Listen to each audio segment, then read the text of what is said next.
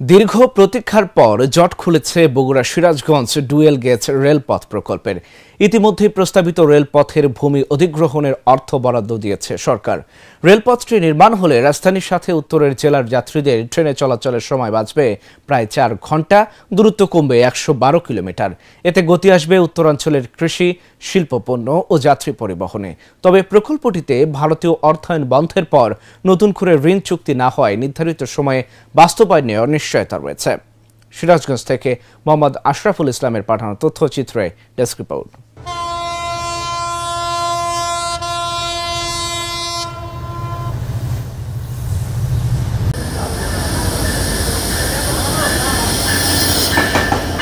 British শাসনামল থেকেই সিরাজগঞ্জের সঙ্গে দেশের উত্তর ও দক্ষিণাঞ্চলের জেলার রেল যোগাযোগ থাকলেও বগুড়া পর্যন্ত ছিল না সরাসরি ট্রেন যোগাযোগ। এতে বগুড়ায় রেলপথে ঈশ্বরদী সান্তাহার হয়ে বাড়তি পথ ঘুরতে হয় ঢাকা সহ সিরাজগঞ্জের যাত্রীদের। দীর্ঘদিন সিরাজগঞ্জবাসীর আন্দোলনের কারণে ও গুরুত্ব বিবেচনায় 2018 সালে বগুড়া সিরাজগঞ্জ ডুয়েল গেজ রেলপথ নির্মাণ প্রকল্প গ্রহণ করে সরকার। নতুন রেলপথের নকশা প্রণয়ন করায় সিরাজগঞ্জ ও বগুড়া জেলায় ভূমি অধিগ্রহণ করতে হচ্ছে 960 একর। এর মধ্যে বগুড়ায় 52 কিলোমিটার রেলপথের জন্য 510 একর ও সিরাজগঞ্জের 32 কিলোমিটারের জন্য 420 একর অধিগ্রহণ করা হবে। প্রায় 102 কিলোমিটার বা 105 কিলোমিটার রাস্তা এখানে কমে যাবে, কারণ এখন তো সান্তাহার দিয়ে ঈশ্বরদী দিয়ে ঘুরে আমাদের সিরাজগঞ্জে রেল আসে, কিন্তু তখন কিন্তু তা আসবে না। মাত্র দেখা যাবে যে 80 কিলোমিটার ব্যবধানের মধ্য দিয়ে কিন্তু আমরা আসতে পারবো। সিরাজগঞ্জ বগুড়া রেলপথটা চালু হলে সিরাজগঞ্জের ঢাকার সাথে, রাজধানীর সাথে এবং দেশের বিভিন্ন স্থানের সাথে যোগাযোগের যে ব্যবস্থা সেটাকে অনেক সাশ্রয় হবে, সময়টা কমে আসবে। সম্প্রতি এই প্রকল্পের জমি অধিগ্রহণ এগিয়ে নিতে 1900 কোটি টাকার বেশি বরাদ্দ দিয়েছে সরকার। 85 কিলোমিটার এই রেলপথ ঘিরে 9টি নতুন রেল স্টেশন নির্মাণের পরিকল্পনা রয়েছে। এর মধ্যে বগুড়ায় 4টি ও সিরাজগঞ্জে 5টি স্টেশন। এছাড়া বগুড়া রানীরহাট ও সিরাজগঞ্জ সদরে 2টি নতুন জংশন স্টেশন নির্মাণ করা হবে। এতে আশার আলো দেখছেন সিরাজগঞ্জবাসী। তবে প্রকল্পটি ঘিরে সম্ভাবনার দ্বার খুললেও প্রকল্পের ঋণ চুক্তি না হওয়ায় সঠিক সময় বাস্তবায়নের শঙ্কায় সিরাজগঞ্জবাসী। আমরা মনে করি যে এই সিরাজগঞ্জ থেকে বগুড়া পর্যন্ত রেল লাইনটা যদি হয় এবং সেটা যদি যথাযথভাবে হয়, আমরা যেভাবে সিরাজগঞ্জবাসী প্রত্যাশা করেছিলাম সেইভাবে যদি হয়, তাহলে কিন্তু সিরাজগঞ্জবাসী তথা উত্তরবঙ্গের বাসীর উপকার হবে। সিরাজগঞ্জের প্রশাসন থেকে 7 ধারা নোটিশ এবং দিয়েছে, 8 ধারা অপেক্ষায় বসে আছে।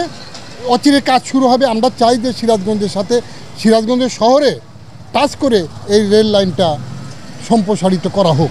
তবে সিরাজগঞ্জের জংশনটি শহর থেকে দূরে করার পরিকল্পনা করায় সকল সুবিধা থেকে বঞ্চিত হবে শহরবাসী। তাই এর গুরুত্ব বিবেচনায় সিরাজগঞ্জের জংশনটি শহরের রায়পুরে করার দাবি এই ব্যবসায়ী নেতার।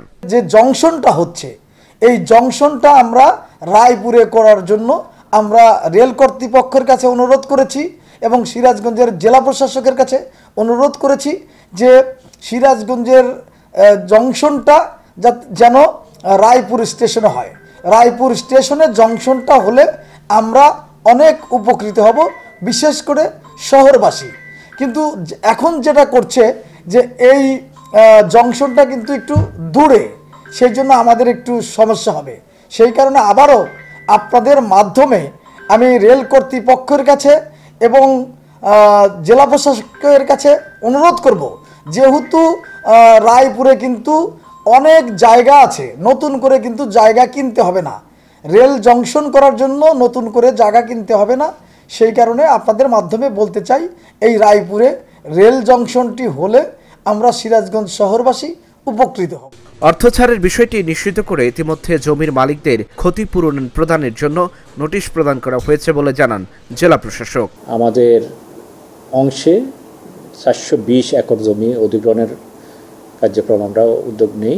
ইতিপূর্বেই আমরা এর প্রাক্কলিত মূল্য 1127 কোটি টাকা ধার্য করি। ইতিমধ্যে আমরা 960 কোটি টাকা বাংলাদেশ রেলওয়ে থেকে পেয়েছি। আমরা আগামী মাসেই মানুষদেরকে তাদের ক্ষতিপূরণের চেক বিতরণ করতে পারব। আর এই প্রকল্পটিতে ভারতের দ্বিতীয় লাইন অফ ক্রেডিটের আওতায় ঋণ চুক্তি হলেও ভারতের অনাগ্রহতার কারণে তা হয়নি। বিকল্প অর্থায়নের উৎস খোঁজার প্রক্রিয়া চলছে। অর্থের সংস্থান হলে দ্রুতই দৃশ্যমান হবে প্রকল্পটি বলে জানান প্রকল্প পরিচালক। আশা রাখি আগামী মাসেই আমরা ল্যান্ড ডিসি অফিসের কাছ থেকে আমরা স্থানান্তরিত করবে ডিসি অফিস। ফিজিক্যাল বাস্তবায়নের ক্ষেত্রে অর্থায়ন সংক্রান্ত একটা জটিলতা ছিল, সেটা যেহেতু ইন্ডিয়ান লাইন অফ ক্রেডিটের আওতাভুক্ত প্রকল্প, এখন ভারতীয় কর্তৃপক্ষের অনাগ্রহের প্রেক্ষিতে এই প্রকল্পটা এলওসি প্ল্যাটফর্ম থেকে এখন ডিলিস্টিং হয়ে যাচ্ছে, যার ফলে ডিলিস্টিং প্রক্রিয়াতে একটু সময় লাগছে, কিন্তু আমরা আশা করি খুব শীঘ্রই অন্য কোনো ফাইন্যান্সারের সাথে আমরা কাজ শুরু করতে পারব। 2018 সালে অনুমোদন পাওয়া প্রকল্পের মেয়াদ 2026 সাল পর্যন্ত বাড়ানো হয়েছে। 5,500 কোটি টাকার প্রকল্প 7 বছরে বেড়ে দাঁড়িয়েছে 10,000 কোটি টাকায়। Dhaka journal news desk.